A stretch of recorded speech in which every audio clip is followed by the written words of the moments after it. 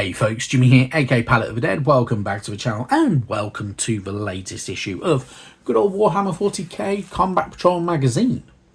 Now, as per usual with all these videos, if you like them, hit that like button, subscribe if you haven't already subscribed to the channel, and of course, if you'd like to, drop a comment down below. One, it goes a massive way to helping out the channel, and two, I actually really do enjoy reading your comments. Whether you're saying which issue you're on, whether you're saying which Combat Patrol has been your favourite. If it was something that you would have changed with a magazine, whether it's anything like that, or whether you're just asking for a little bit of a tip and everything like that, feel free to comment down below. Also, with that type of stuff, if you see a comment that you know the answer to, so for instance, I don't know, say the best place to get back issues in a certain country. Obviously, I'm based in the UK. I know that one of the best places to get back issues in the UK is Forbidden Planet. But if you know of a better place, say in Australia or New Zealand or, I don't know, Spain or anywhere like that, feel free to comment down below and reply to them. Because even though I will say I know everything, I generally do not. You know, and my other half will attest to that. Anyway, rambling on, over and done with. This week we're on issue 81 of good old Combat Patrol magazine. It is part 1 of 2 of our good old World Eaters Lord on Juggernaut mini. So, you can build some parts of this already if you really wanted to. Personally, I don't recommend it.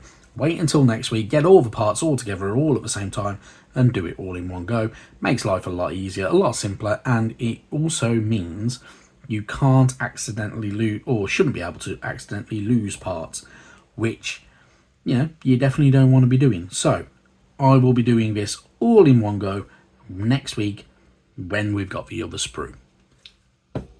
That's all I'm going to say on that. So it's pretty cool though. It's a decent mini. I'm not going to lie, one I've never painted before. I've never painted World Eaters. I've painted very few Chaos factions, so I'm kind of looking forward to this one. Should be good fun. Going into the issue, obviously it's our part 1 of 2 for our mini, so it has a build guide. So the idea with this is building it in 3 sub-assemblies. So you are going to want to build the majority of the Chaos Lord himself, but you are not going to want to put his left leg on. The reason for that is you're going to be building the body of the Juggernaut, and the idea is to put it all together all at one time. If you put the left leg on, the chances of you getting his body over the back of the Juggernaut into the correct position is reduced quite heavily. If you have the 3 sub-assemblies and you do it that way and then you paint it up and then put the last bits together, it will sit a lot more flush, it'll work a lot easier, and it also means you've been able to get into the little nooks and crannies a little tiny bit easier for painting as well. So I definitely 110% agree with the sub-assembly route the magazine wants you to take it down, because it works far better for this type of mini. But yeah, once you're done, you're going to have something that looks like that. Obviously, it's going to be painted and not black and white. Anyway, moving on from there, we get a nice lore section to do with the Astra Militarum, in all honesty, even though we've stepped away from the Astra Militarum now. We get information about the Sabbat Worlds Crusade, fought between the years 755.M41 and 792.M41. The Sabbat Crusade was one of the largest military undertakings of the 41st millennium. It was waged to reclaim a vast swath of territory that had fallen to chaos.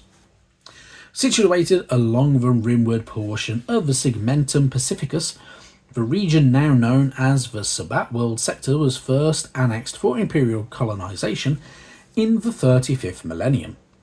Composed of over 100 human-inhabited star systems, the region was initially claimed for the Imperium by Saint Sabbat, for whom the system is named. However, in the centuries that followed, the region was plagued by civil war and internal strife, and many in the region openly worshipped the Chaos Gods.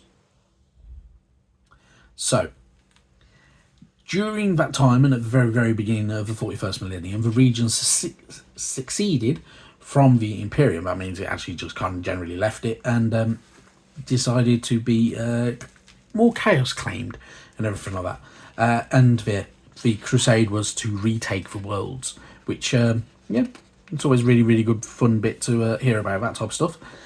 And on the other side of that page, you get a bit of information about the heroes of the good old Sabbat Worlds, including Gaunt's Ghosts.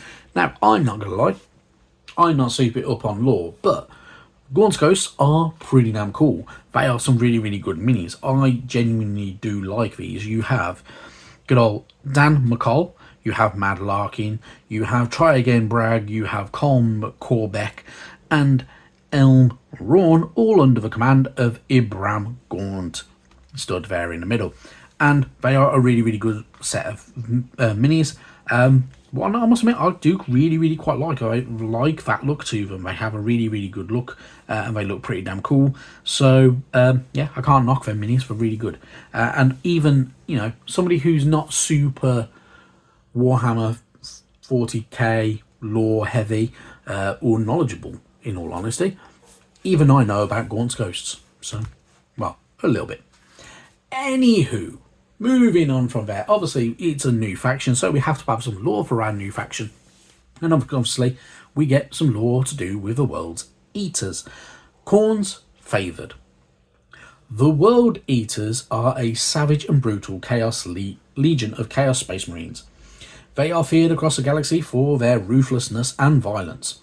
Each warrior is utterly devoted to Khorne, the god of blood and skulls, and they wage an endless war in his name. Although it may be hard to believe, the World Eaters were once loyal Space Marines who fought in the Emperor's name, but centuries of violence and bloodshed drove them to embrace the worship of Khorne, damning their souls and setting them on a path that would end in instant insanity and death.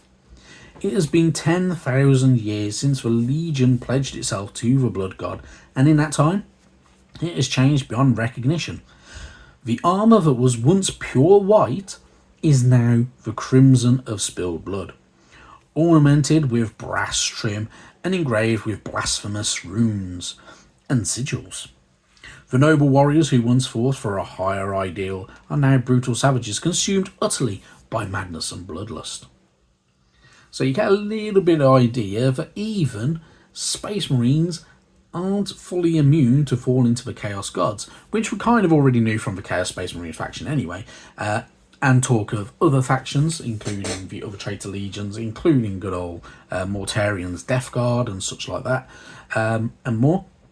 The World Eaters, definitely not immune to it, and they have definitely fallen from grace in a very, very heavy fashion, which is quite interesting, and it's quite fun, and gives you a bit of difference. So, you learn a little bit more as well. So, the World Eaters were the 12th Space Marine Legion created by the Emperor.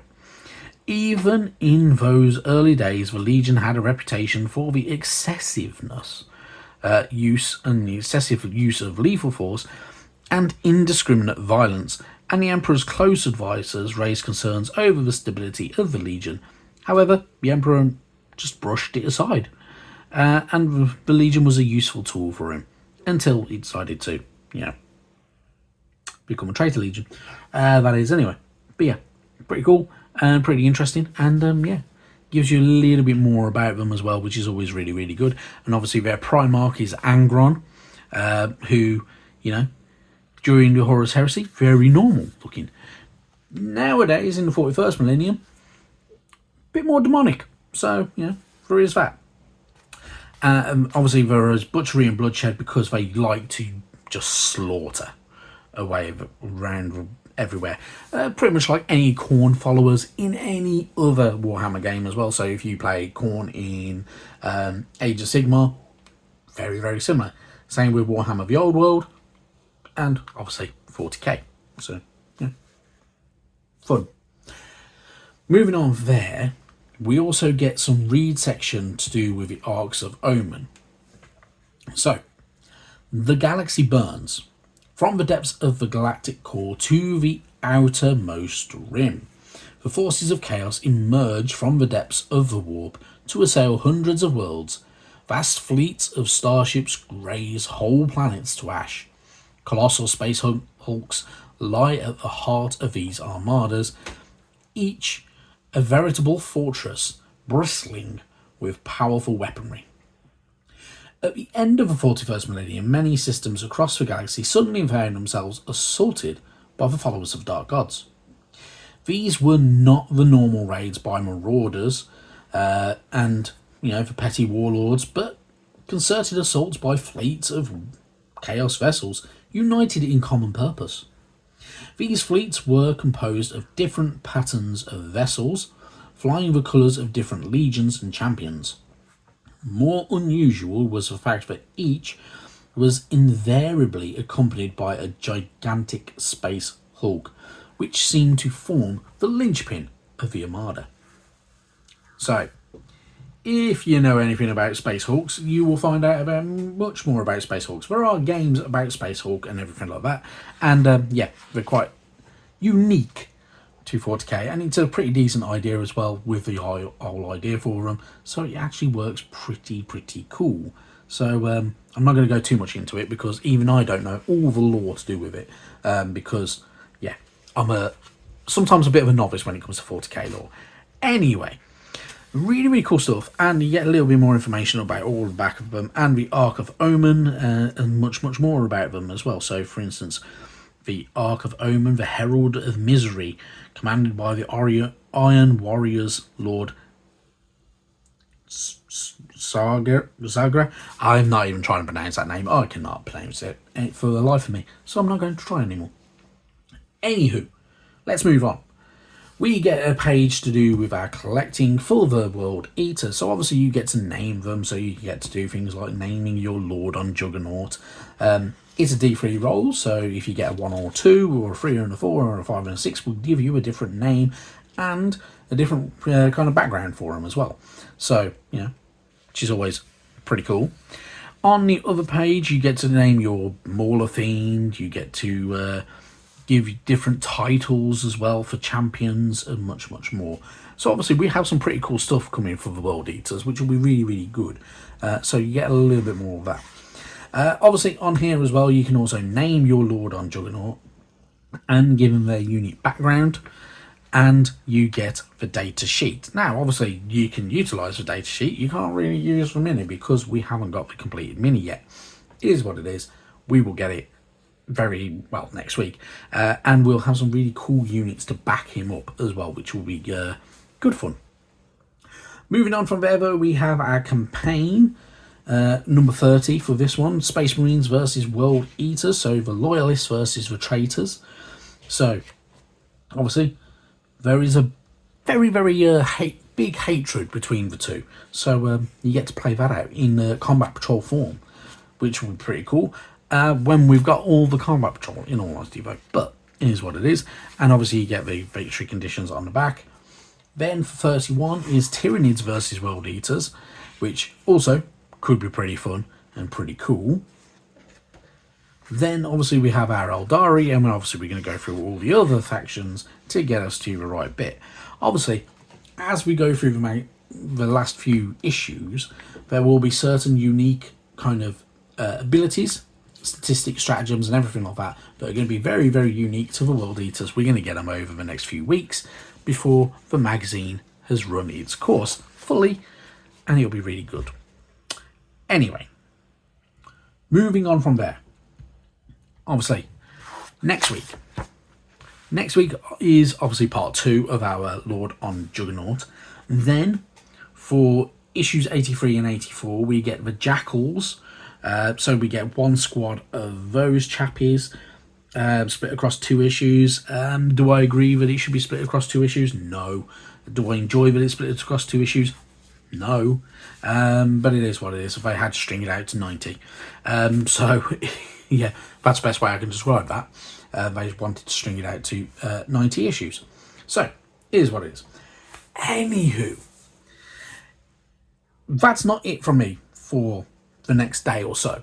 So, very, very soon, I will start recording Spearhead issue number 3, which will be a pretty cool one, and obviously we're going to go through that. So if you want to join me for that, that should be uploaded very, very soon, and yeah, it should be good fun. I'm going to try and split the videos up a little bit. So last week I released both within a pretty short time frame. However, Combat Patrol is going to stay on a Wednesday. Spearhead, I think I'm going to release on Thursday mornings, and when Combat Patrol is done, Spearhead will move into the Wednesday evening time slot that Combat Patrol has resided in for, you know, well over a year and a half. So yeah, should be good fun.